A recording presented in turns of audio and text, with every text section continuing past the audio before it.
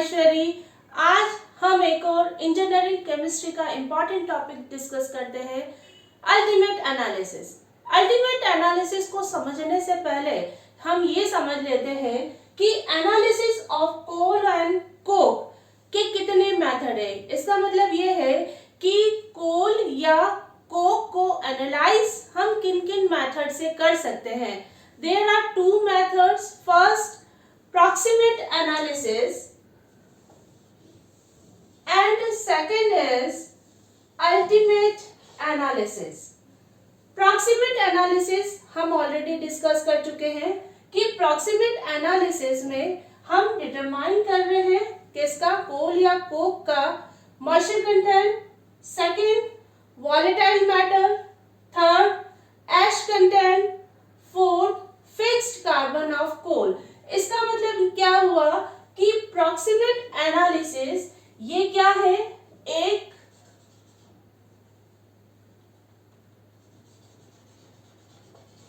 Quantitative analysis है।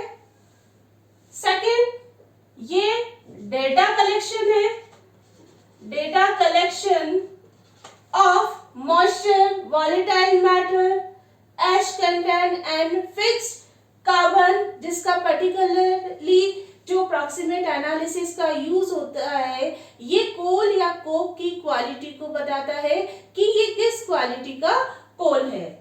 Second method है ultimate analysis. अल्टीमेट एनालिसिस इसको हम एलिमेंटल एनालिसिस भी कहते हैं, केमिकल एनालिसिस में भी कहते हैं। एलिमेंटल एनालिसिस हम इसलिए कहते हैं क्योंकि यहाँ पर हम कौन कौन से एलिमेंट डिटेक्ट कर रहे हैं, carbon, hydrogen, nitrogen, sulphur, ash और ऑक्सीजन कंटेंट को हम क्या करते हैं, केमिकल मेथड से हम क्या करते हैं, उसको एनालाइज करते हैं। इसीलिए इसको अल्टीमेट एनालिसिस या हम कहें एलिमेंटल एनालिसिस भी हम इसको कहते हैं।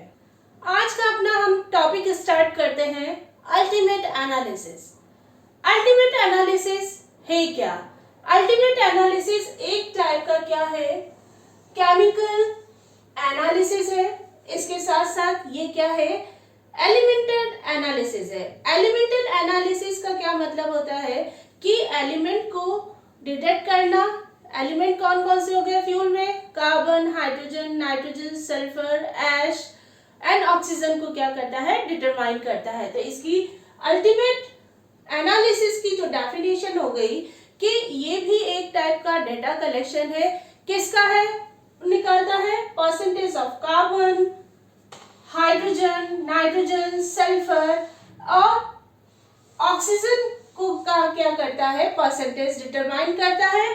उसे हम कहते हैं अल्टीमेट एनालिसिस। अब इसका मेन मोटो क्या है, अल्टीमेट एनालिसिस का उद्देश्य क्या है, इसका मेन एम है ये क्या डिटरमाइन करता है, chemical composition of coal and coke. जब कोल और कोक का केमिकल कंपोजिशन पता चलेगा कि परसेंटेज ऑफ कार्बन क्या है, परसेंटेज ऑफ हाइड्रोजन क्या है, परसेंटेज ऑफ सल्फर, नाइट्रोजन, ऐश और ऑक्सीजन का जब परसेंटेज पता चल जाता है तो हम डिसाइड करते हैं कि कोल या कोक कौन सी क्वालिटी का है।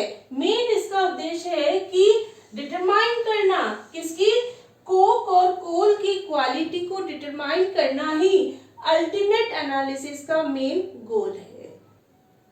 अल्टीमेट एनालिसिस में हम determination of carbon, hydrogen, next है nitrogen, third determination of sulphur, fourth determination of ash और फॉस्फोरस कंटेंट और लास्ट है डिटर्मिनेशन ऑफ ऑक्सीजन को हम डिटेल में पढ़ेंगे, जिसमें इसका टेस्ट प्रोसीजर और साथ में हम इसका कैलकुलेशन को भी समझेंगे कि किस टाइप से हम ये जो परसेंटेज कंपोजिशन को निकाला जाता है। सबसे पहले है determination of carbon and hydrogen in coal sample या कोक सैंपल। कोल या कोक सैंपल से हम कैसे हाइड्रोजन और कार्बन को डिटरमाइन करते हैं, इसको हम डिस्कस करते हैं। इसका जो टेस्ट प्रोसीजर है, हम सबसे पहले है एपरेटस को समझ लेते हैं। ये क्या है, ये इसका है कंबशन चैम्बर है, यहाँ पर कंबशन रिएक्शन हो रही है। किसकी प्रेजेंस में? ऑक्सीजन की प्रेजेंस में कंबशन रिएक्शन हो रही है। यहाँ पर हम क्या करते हैं, 1 या 2 ग्राम कोल सैंपल या कोक सैंपल को लेते हैं। अब ये कंबशन चैम्बर बिल्कुल पैक है, क्योंकि कंबशन जब होता है, क्योंकि ये फ्यूल है, फ्यूल होता है तो ऐश को भी क्या करता है, प्रोड्यूस करता है। तो इसलिए यहाँ पर क्या है, फिल्टर लगे हुए हैं, जिससे डस्ट पार्टिकल या हम कहें जब कंबशन कोल का कंबशन होता है तो क्लिंकर का भी फॉर्मेशन होगा या ऐश का भी फॉर्मेशन होगा, वो आगे की तरफ पास ना हो। तो इसलिए हम क्या करते हैं, यहाँ पर क्या करते हैं, फिल्टर लगाते हैं। और फिल्टर लगाने का मेन पर्पस ही यही है, केवल गैस को ही वो क्या करता है, आगे पास करता है। अब ये कंबशन एपरेटस है, इसके लेफ्ट हैंड साइड में ये क्या है, एब्जॉर्प्शन यूनिट है। एब्जॉर्प्शन यूनिट या हम कहें बल्ब है। फर्स्ट एब्जॉर्प्शन बल्ब में फिल कर रखा है हमने कैल्शियम क्लोराइड, और सेकेंड एब्जॉर्प्शन बल्ब में फिल कर रखा है हमने KOH को हम क्या करते हैं, फिल करते हैं। इसका क्या रोल होता है, कैल्शियम क्लोराइड का रोल होता है, ये मॉइस्चर या हम कहें वाटर को एब्जॉर्ब करता है। और KOH का मेन रोल क्या रहता है, ये कार्बन डाइऑक्साइड को क्या करता है, एब्जॉर्ब करता है। जब हम एब्जॉर्प्शन बल्ब में ये फिल कर देते हैं तो उसका एब्जॉर्प्शन बल्ब को हम क्या करते हैं, वे कर लेते हैं। इसका मतलब ये है कि इन दोनों का जो वेट है, हमें पता होता है कि इनका एब्जॉर्प्शन बल्ब का कितना वेट है। अब कंबशन चैम्बर के जो राइट हैंड साइड है उसमें क्या है, एयर पास करने के लिए है। एयर इसका मतलब यहाँ पर ऑक्सीजन हो गया। ऑक्सीजन को में हम क्या करते हैं, जब पास करते हैं, जब हम ऑक्सीजन को पास करते हैं कंबशन एपरेटस में, तब क्या होता है कि इसको हम क्या करते हैं, मॉइस्चर फ्री करना होता है और डस्ट फ्री करना होता है। मॉइस्चर फ्री करने के लिए हम एयर को कैल्शियम क्लोराइड गार्ड ट्यूब से पास करते हैं। तो जितना भी मॉइस्चर है वो कौन एब्जॉर्ब करेगा, calcium chloride guard tube absorb करेगा। और नेक्स्ट हम क्या करते हैं, सल्फ्यूरिक एसिड वाले चैम्बर से पास करते हैं, तो जितना भी डस्ट है वो क्या होगा, नीचे सेटल हो जाएगा। अब हम इसके टेस्ट प्रोसीजर पे जाते हैं। 1 ग्राम कोल सैंपल लिया, इसको हम क्या करते हैं, जो एयर और ऑक्सीजन है एक्सिस में, जो कि क्या है, मॉइस्चर या डस्ट फ्री है, उसको हम क्या करते हैं, किस में पास करेंगे, कंबशन एपरेटस में पास करेंगे। अब यहाँ पर क्या होगा, कंबशन होगा। कंबशन होने की वजह से क्या होगा, जी ये जो कंबशन प्रोडक्ट है वो क्या होंगे, गैसियस फॉर्म में है। अब गैस को हम किस में पास कर रहे हैं, एब्जॉर्प्शन यूनिट से पास करेंगे। जब एब्जॉर्प्शन यूनिट से पास करेंगे, फर्स्ट किससे पास करेंगे, कैल्शियम क्लोराइड एब्जॉर्प्शन यूनिट, यहाँ पर जितना भी मॉइस्चर है वो एब्जॉर्ब करेगा। फिर उसके बाद मॉइस्चर फ्री होने के बाद फिर हम क्या करते हैं, नेक्स्ट एब्जॉर्प्शन यूनिट से पास करेंगे। यहाँ पर क्या है, KOH फिल है, तो यहाँ पर जितनी भी कार्बन डाइऑक्साइड है वो क्या होगी, एब्जॉर्ब हो जाएगी। ये तो इसका होता है, एपरेटस के थ्रू समझ लेते हैं। अब आपका है, हम फ्लो चार्ट से इसको समझ लेते हैं। सबसे पहले हमें क्या लेना है, a known amount of coal sample taken in Kjeldahl flask. Kjeldahl flask में हम 1 या 2 ग्राम सैंपल को, कोल सैंपल लेना है। अब हम इसको गर्म करेंगे, किसमें, कंबशन चैम्बर या कंबशन एपरेटस में। लेकिन यहाँ पर हम जब पास कर रहे हैं, क्या है, एक्सिस में एयर या ऑक्सीजन को पास किया जाता है। ऑक्सीजन की प्रेजेंस में जब कंबशन होता है तो क्या बनेगा, कंबशन प्रोडक्ट बनेंगे। यहाँ पर कंबशन प्रोडक्ट क्या है, वाटर और कार्बन डाइऑक्साइड इसकी कंबशन प्रोडक्ट है, जो कि किस फेज में है, गैसियस फेज में है। अब ये जो कंबशन प्रोडक्ट जो गैसियस फेज में है, उसको हम किसके ऊपर पास करेंगे, weighted tube of anhydrous calcium chloride and KOH absorption unit, then increase in weight are determined. इसका मतलब ये है कि ये जो कंबशन प्रोडक्ट है इसको हमने वेटेड ट्यूब या हम कहें वेटेड एब्जॉर्प्शन बल्ब, जिसमें क्या है, एनहाइड्रस कैल्शियम क्लोराइड और KOH है, उसके ऊपर पास किया। जब पास करते हैं तो इनका क्या करता है, वेट को क्या करता है, इंक्रीज करता है। जब जैसे ही वेट का इंक्रीज हुआ तो हम परसेंटेज ऑफ कार्बन और हाइड्रोजन को हम क्या करते हैं, डिटरमाइन करते हैं। अब यहाँ पर ये जो कंबशन प्रोडक्ट है वो आया कहाँ से है, तो यहाँ पर है क्योंकि कोल में क्या है, कोल में क्या है, कार्बन हाइड्रोजन एलिमेंट है। कंबशन किसकी प्रेजेंस में हो रहा है, ऑक्सीजन की प्रेजेंस में हो रहा है। कार्बन ऑक्सीजन के साथ कंबाइन होकर ये क्या दे रहा है, कार्बन डाइऑक्साइड दे रहा है। और हाइड्रोजन हाफ ऑक्सीजन के साथ कंबाइन होकर ये क्या बना रहा है, H2O का फॉर्मेशन होगा। ये क्या है, कंबशन प्रोडक्ट जो बने हैं आपका, क्योंकि कंटेंट आपके ये है कार्बन और हाइड्रोजन जो कि ऑक्सीजन के साथ कंबाइन होकर वाटर और कार्बन डाइऑक्साइड का फॉर्मेशन करेंगे। फिर इस जो गैसियस प्रोडक्ट है उसको हम पास करेंगे किससे, weighted tube of anhydrous, calcium chloride and KOH। ये क्या होंगे, इनका वेट क्या होगा, इंक्रीज होगा। इंक्रीज क्यों होगा, क्योंकि कैल्शियम क्लोराइड मॉइस्चर को एब्जॉर्ब करेगा और कार्बन डाइऑक्साइड को कौन एब्जॉर्ब करेगा, KOH। नाउ केमिकल रिएक्शन, यहाँ पर कौन कौन सी केमिकल रिएक्शन हो रही है। कंबशन के दौरान कार्बन ऑक्सीजन की प्रेजेंस में रिएक्ट कर कार्बन डाइऑक्साइड का फॉर्मेशन कर रहा है। कार्बन का एटॉमिक वेट कितना है, 12 है, और ये कितना ग्राम प्रोड्यूस कर रहा है, 44 ग्राम कार्बन डाइऑक्साइड को क्या कर रहा है, प्रोड्यूस कर रहा है। इसी टाइप से हाइड्रोजन हाफ मॉलिक्यूल ऑक्सीजन के साथ कंबाइन कर ये दे रहा है वाटर, जो कि क्या है, गैसियस फेज में है। तो यहाँ पर है हाइड्रोजन का एटॉमिक वेट 1 into 2 आपका हो गया इक्वल्स टू 2, और यहाँ पर कितने ग्राम प्रोड्यूस कर रहा है, मॉइस्चर 18 ग्राम मॉइस्चर को क्या करता है, प्रोड्यूस करता है। अब यहाँ पर कुछ एब्जॉर्प्शन रिएक्शन है कि हमने कंबशन प्रोडक्ट को एब्जॉर्प्शन यूनिट से पास किया। फर्स्ट हमने कैल्शियम क्लोराइड गार्ड ट्यूब से पास किया और सेकंड है KOH एब्जॉर्प्शन यूनिट से पास किया। जब हम इसके एब्जॉर्प्शन यूनिट से जब पास करते हैं तो ये क्या करता है, इन गैसेस को क्या करता है, एब्जॉर्ब होकर ये इसका वेट को क्या करता है, इंक्रीज करता है। ये इंक्रीज क्यों होता है, इसका रीजन है कार्बन डाइऑक्साइड को कौन एब्जॉर्ब कर रहा है, पोटेशियम हाइड्रोक्साइड एब्जॉर्ब कर रहा है। किस फॉर्म में, एज ए पोटेशियम कार्बोनेट के तौर पर वो क्या करता है, कंज्यूम कर रहा है। और मॉइस्चर को कैल्शियम क्लोराइड कंज्यूम कर ये क्या दे रहा है, इसका combined product calcium chloride .7H2O। Now how to calculate the percentage of carbon and hydrogen in coal sample या coke sample। तो यहाँ पर है कि कोक या कोल में कार्बन और हाइड्रोजन का परसेंटेज कैसे कैलकुलेट किया जाता है, इसको हम डिस्कस करते हैं। इसको सीधा फॉर्मूला है, percentage of carbon equals to increase weight of calcium hydroxide tube into 12 into 100 divided by weight of coal sample taken into 44।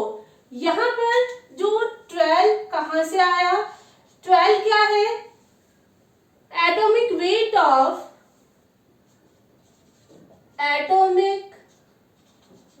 Of carbon, और यहाँ पर 44 कैसे आया, 44 इसलिए आया क्योंकि ये किसका है, molecular weight of carbon dioxide.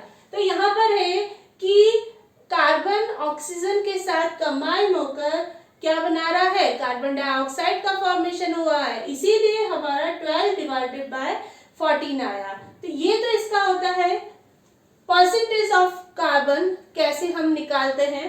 Next है परसेंटेज ऑफ हाइड्रोजन।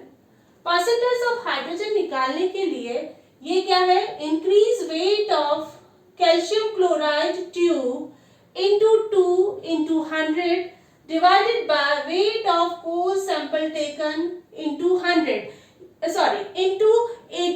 यहाँ पर 2 क्यों आया, क्योंकि यहाँ पर एटॉमिक वेट कितना है हाइड्रोजन का, 1 है, 1 into 2 इक्वल टू क्या हो गया, 2 आया। और 18 क्यों आया, क्योंकि यहाँ पर वाटर का जो वेट है वो क्या है, 18 है, 2 plus 16 इक्वल टू क्या हो गया, 18। इस वजह से यहाँ पर 2 और 18 आया।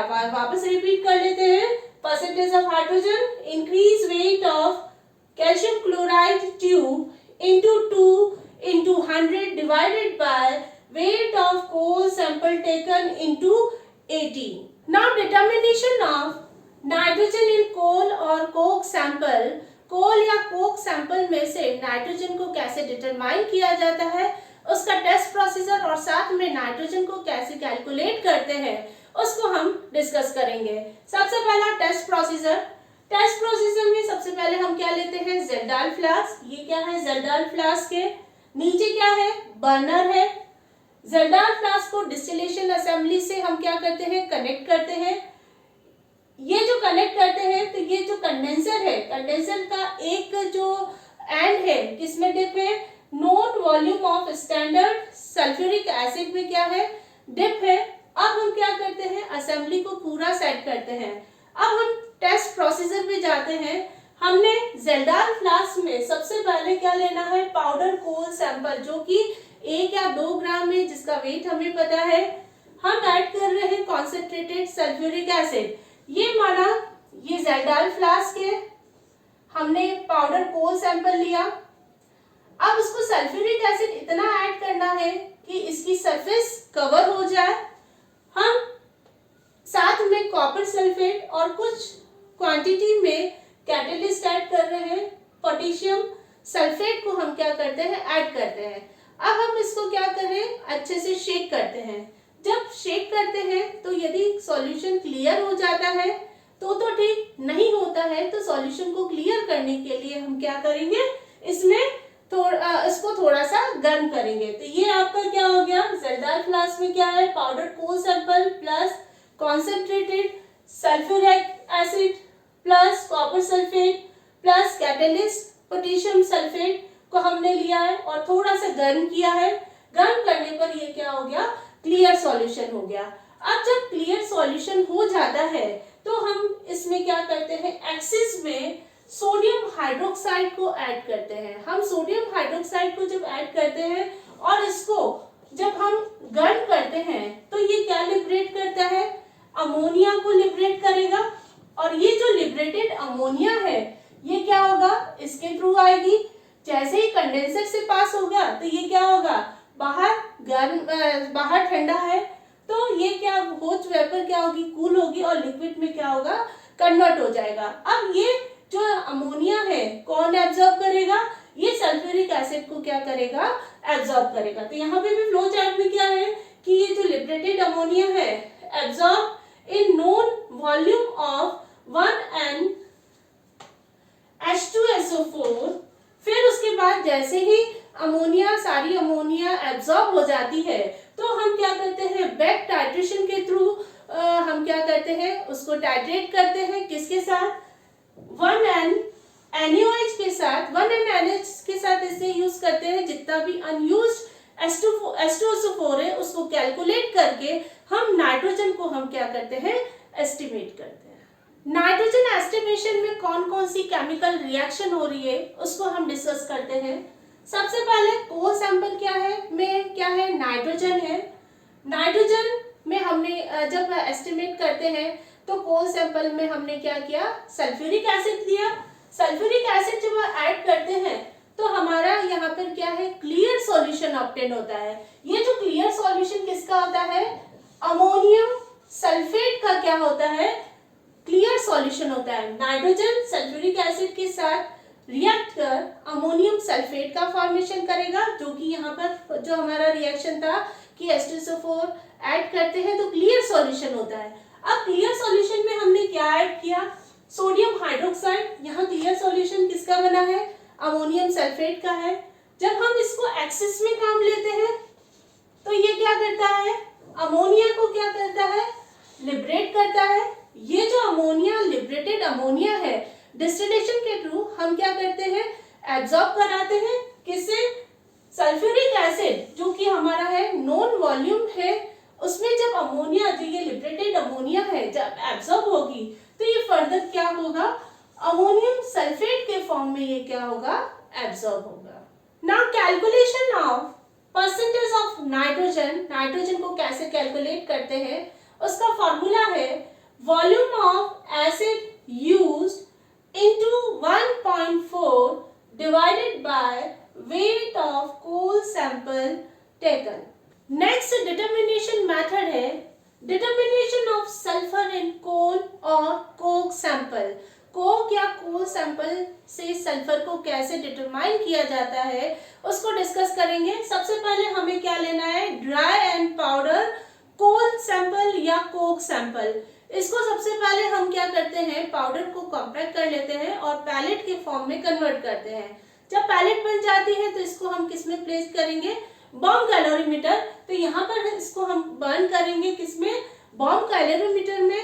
अब ये जो बॉम्ब कैलोरीमीटर में बर्न करते हैं, जब कोयला बर्न होता है तो क्या प्रोड्यूस करता है, ऐश प्रोड्यूस करता है। ये जब बर्निंग होती है किसकी प्रेजेंस में हो रही है, ऑक्सीजन की प्रेजेंस में क्या करते हैं, हम इसको क्या करते हैं, बर्न करते हैं। जब बर्निंग कंप्लीट हो जाता है तो क्या प्रोड्यूस करेगा, ऐश प्रोड्यूस करेगा। अब ये जो ऐश है इसको हम क्या करेंगे, वॉशिंग देंगे, किससे, डाइल्यूट HCl से हम वॉश करेंगे।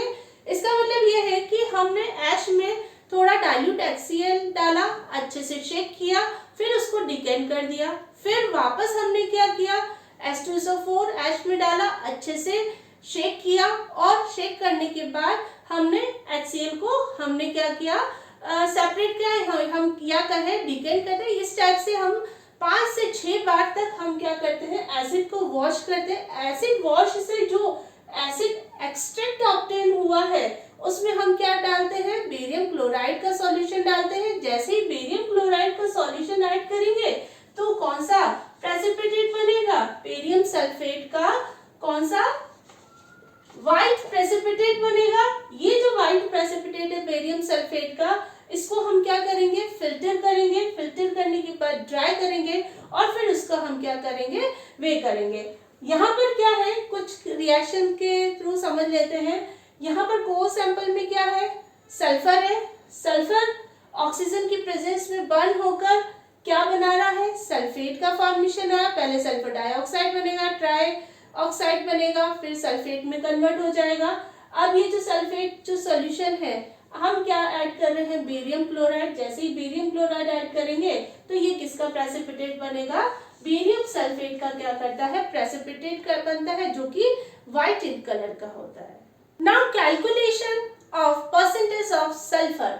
सल्फर को कैसे डिटरमाइन किया और उसको कैसे कैलकुलेट करते हैं, तो इसका कैलकुलेशन का जो तरीका है, percentage of sulphur equals to weight of barium sulfate precipitate into atomic weight of sulfur into 100 divided by weight of coal sample taken into molecular weight of barium sulfate।